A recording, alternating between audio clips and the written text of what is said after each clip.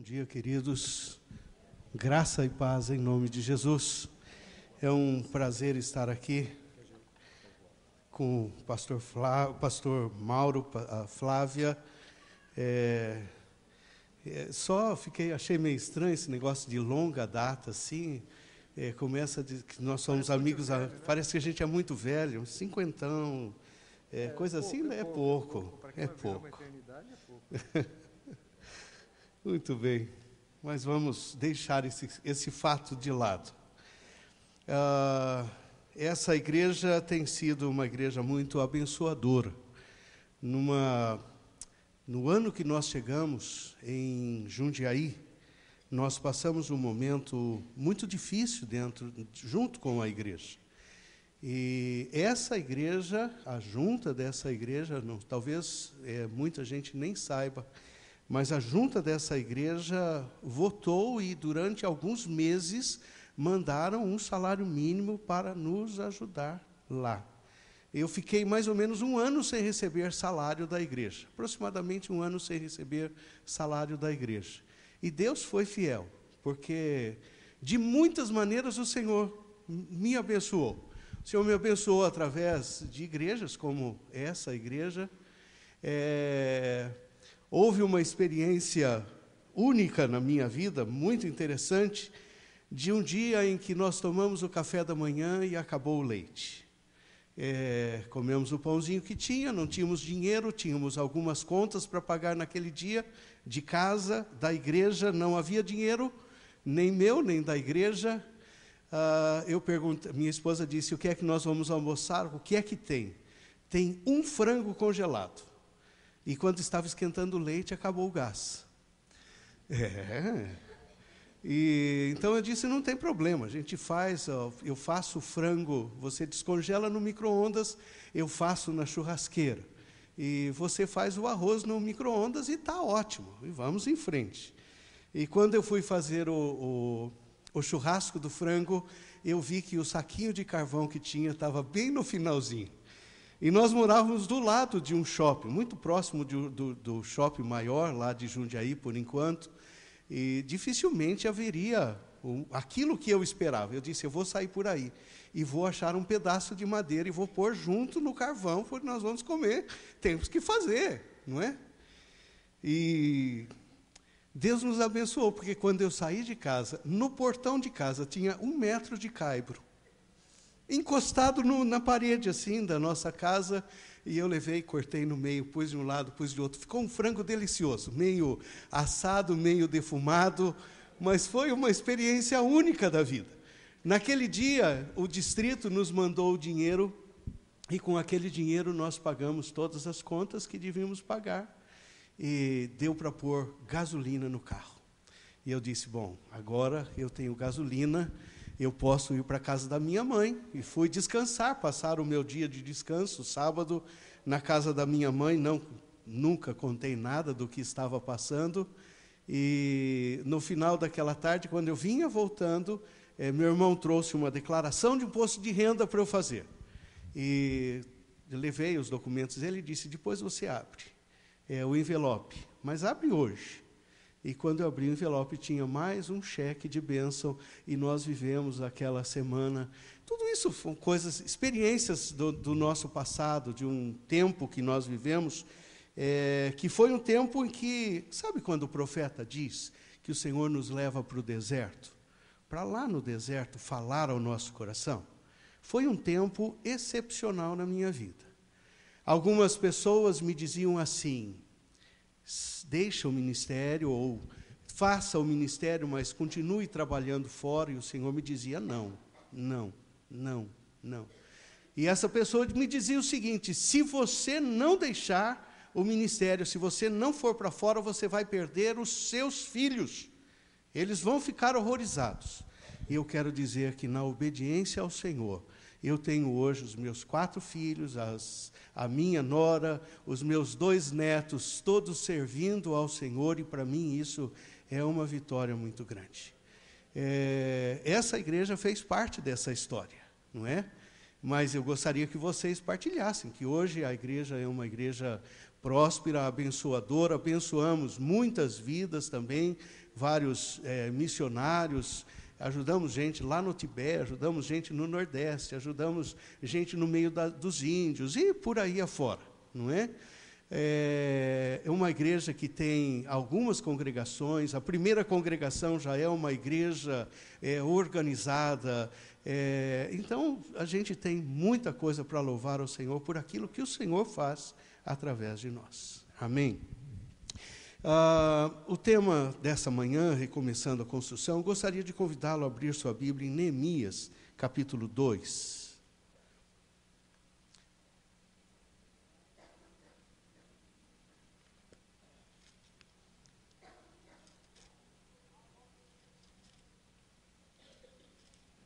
Versículos 17 e 18 vão ser o texto inicial da nossa mensagem. Neemias 2, 17 e 18.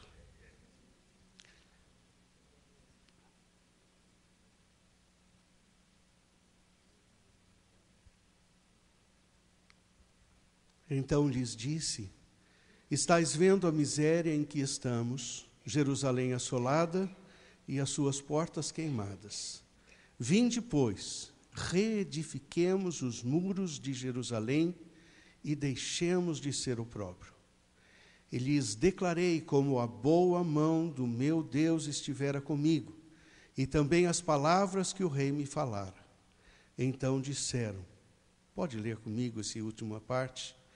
Disponhamo-nos e edifiquemos, e fortaleceram as mãos para a boa obra.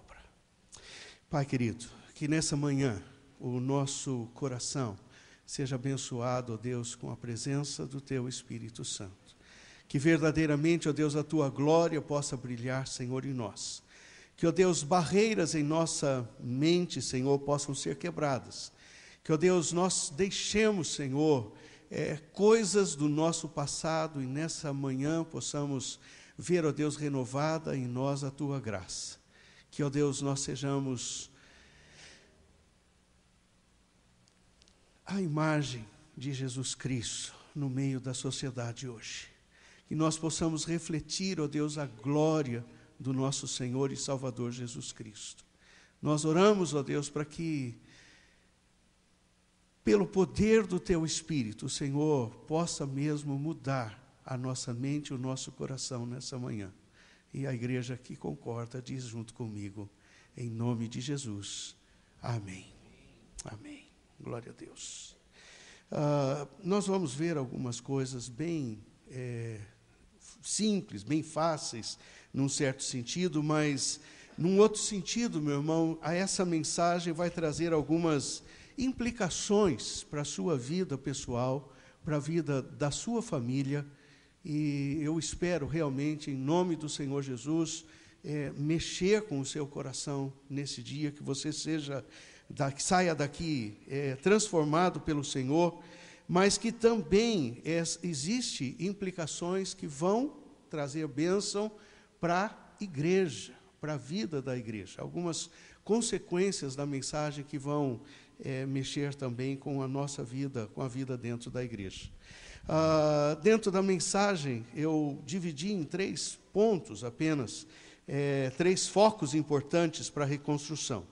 Recursos, planejamento e a base que precisa ser uma base sólida dentro da palavra de Deus. Falando de recursos, Neemias, na verdade, sabia que quando ele chegou lá, que não haveria mão de obra qualificada. Ele não tinha no meio das pessoas muita gente preparado para a reconstrução de um muro. Ele não saiu do reinado vindo para aquele lugar, ele não trouxe um grupo grande de construtores, de pessoas preparadas para fazer aquilo. Então, a grande pergunta é como agir numa situação dessas? Porque, na verdade, dentro da igreja, dentro da nossa própria vida, muitas vezes nós não temos todos os meios possíveis.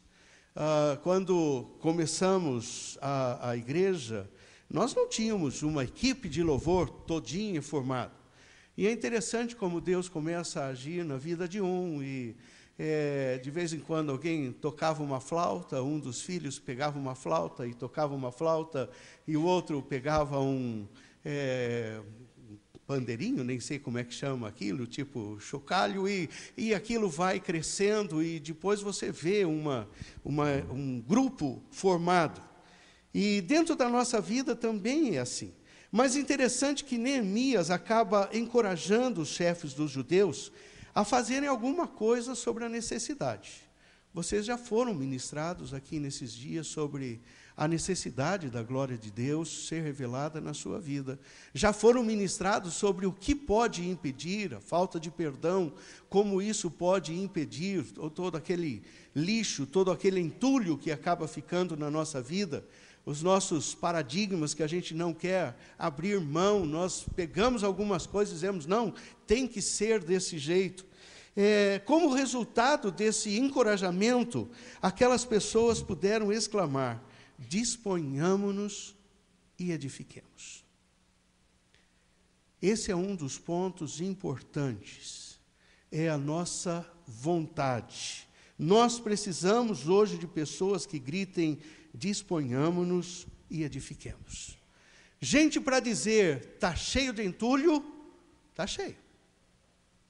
Gente para aprontar os erros, gente para dizer, o negócio está difícil, a situação está preta, nós não temos dinheiro, nós não temos recursos, nós não temos isso, nós não temos aquilo outro, está cheio. Mas pessoas que se disponham a fazer a obra, é que realmente é difícil. Neemias, quando chega, ele faz aquele desafio, e muita gente ajuda. Se você olha capítulo 3 de Neemias, aqueles que ajudaram a reconstrução dos muros, você vai encontrar, por exemplo, que famílias inteiras ajudaram na reconstrução do muro. Famílias inteiras.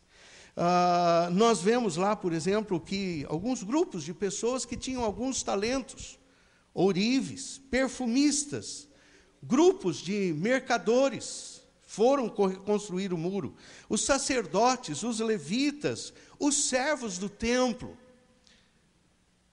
E às vezes a igreja acaba se parando, ou às vezes nós imaginamos que quem vai dar jeito na nossa vida, na nossa família, são outras pessoas, e nós nos esquecemos de nos consagrar a Deus para fazer a nossa parte.